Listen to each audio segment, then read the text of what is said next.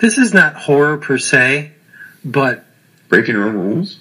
No, there is an element of horror to it, but it's something that I think it's real world horror, something that hangs over anybody's head that shares their life with anyone. Mm-hmm. Could be your kids, could be your spouse, or basically anything.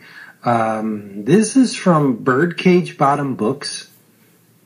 And if you want to check it out, that's the URL, birdcagebottombooks.com. It was written by Alan King, illustrated by J. Vayda. It's called Left Empty, Book 1. And it's a slice of life story. It's real world happenings. The author is the main character in this book.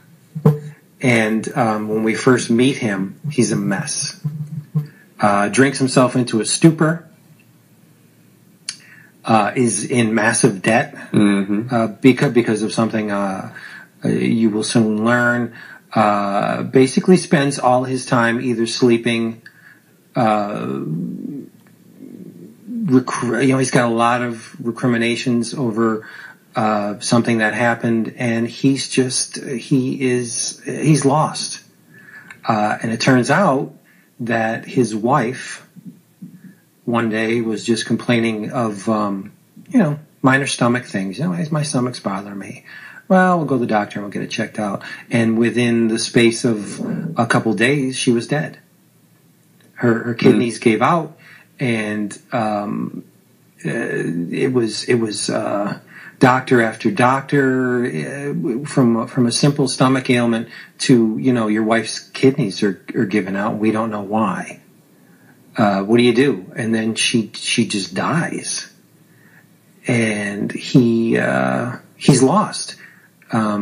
He imagines her riding in Charon's boat across the river Styx, and he sees the Grim Reaper, and she comes to him in his dreams, and he tries to catch her and reach out to her and touch her, but she's always out of reach. She's gone. And I think this is one of those things where, to certain degrees, like, everybody goes through this stuff, right? He's got massive bills from all of her medical procedures, and he's just throwing them in the cabinet. Who cares?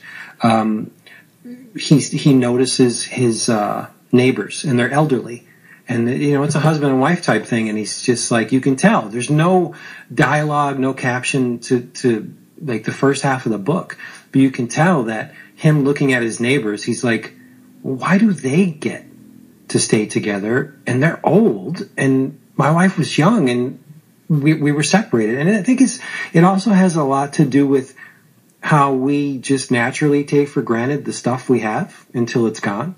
I mean, and the worst case scenario in that is human beings. We our parents, our kids, our loved ones. They're always going to be there, and no, they're not.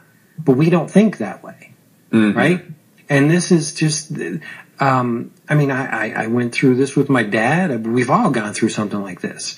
And it's a pretty harrowing issue. I mean, it's horrific. It's not horror per se, but it's very horrific to think that, this man was impacted by this, devastated by the loss of his wife to the point where he wants to make his experiences available for others. Right.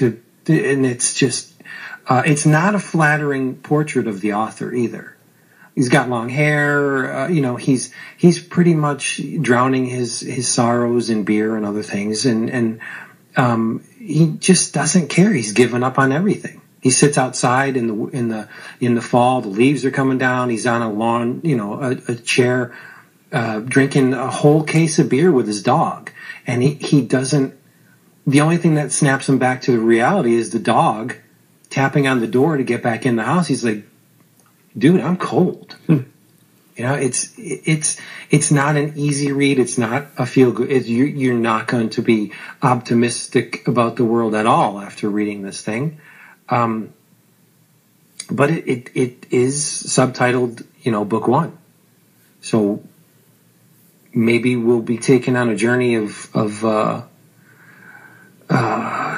some kind of acceptance and by the author, but I don't know how the forecast for that's not looking too good too, because the very last panel, he has, a bottle of alcohol in his hands again, and he's talking right to the reader. So we'll see.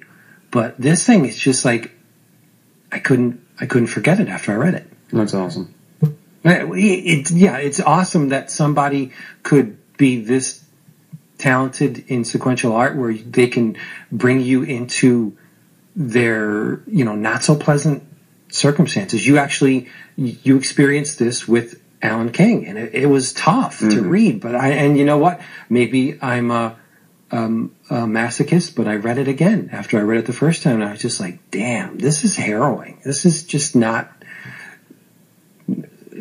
It's scary. It is, because it's going to happen to everybody, right? Yeah. And the art, wow, it's.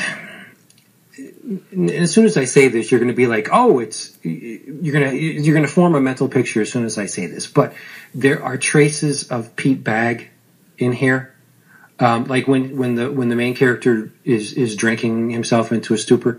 It's like the mouth is exaggerated, like he's pouring the beer down, but it's not Pete Bagg type exaggeration. Mm-hmm. There's only spots of that. I see a little bit of Skip Williamson in here, a little bit of Hunt Emerson. Like, it's definitely of the indie / underground ilk. It's black and white, but on the back cover it says colored by J.T. Yost. So I'm guessing it's the covers that were colored by. I thought it was really great.